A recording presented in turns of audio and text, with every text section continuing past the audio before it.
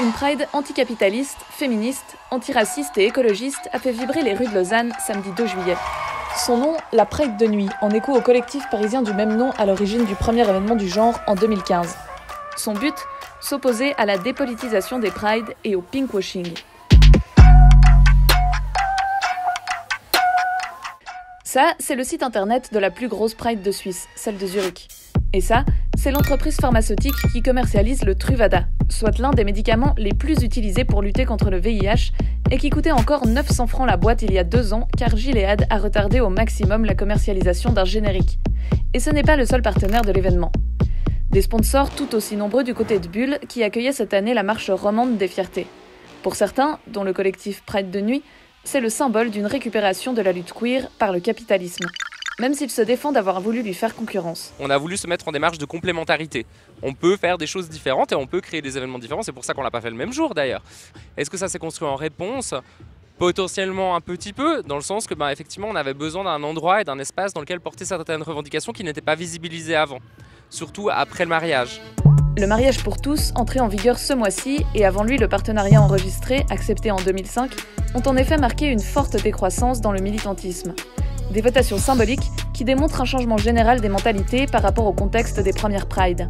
Alors, en Suisse, les premières ancêtres de la Pride, qui s'appelaient des manifestations nationales, ont fait débuter en 78 à Zurich et elles dénonçaient les registres homosexuels, c'est-à-dire la technique de fichage des homosexuels. Elles dénonçaient aussi les discriminations, c'est-à-dire que l'homosexualité était quand même partiellement pénalisée en Suisse, jusqu'en 92. Pourtant, seule une partie de la communauté y trouve son compte. D'autres, et notamment les femmes, continuent à subir d'importantes discriminations d'ordre économique qui n'ont pas grand-chose à voir avec le mariage. Ce sont ces personnes qui déplorent une dépolitisation de la lutte. Est-ce qu'il y a un désengagement politique ou est-ce que les gens qui étaient visibles avant et qui portaient des revendications n'ont plus besoin nécessairement de porter des revendications, mais que par contre, les autres personnes qui ne sont pas visibilisées n'ont pas pu montrer leurs revendications. Et c'est plutôt ça qu'on est en train de dire aujourd'hui. Et on n'était pas du tout dépolitisés, justement, simplement que ces revendications, elles ne se voyaient pas nécessairement avant.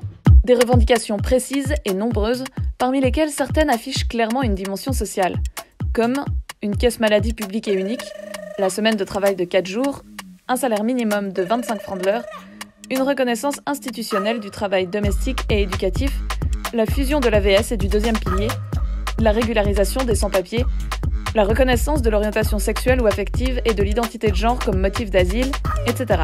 Plusieurs études menées notamment aux États-Unis et au Québec ont montré qu'il y a en effet un gradient de revenus qui font que très subtilement, homme hétérosexuel gagne plus qu'un gay, gagne plus qu'une femme hétérosexuelle qui elle-même gagne plus qu'une lesbienne.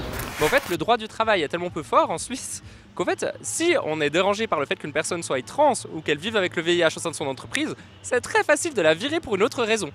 Donc même si elle est censée être protégée contre la discrimination, au fait, dans l'État, si on veut virer quelqu'un, on arrive à le faire en Suisse avec très peu de justification, vu le peu de force au fait, du droit du travail. La Pride de nuit a donc la conscience et la volonté de s'inscrire au sein de luttes bien plus larges.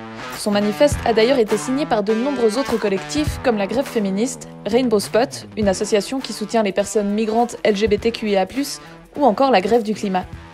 Et le lien en fait qui sous-tend tout ça en général, c'est le capitalisme. C'est-à-dire qu'en fait, le capitalisme précarise les gens et donc va précariser les femmes, les personnes LGBTQIA+, les personnes racisées. On se retrouve dans une période d'énormes inégalités et de crise climatique et sociale à un moment où en fait on a 3 ans pour sauver notre planète et de toute façon au bout d'un moment si on meurt tous dans 30 ans au fait je serais bien content d'avoir le mariage mais au final ça va pas me servir à grand chose.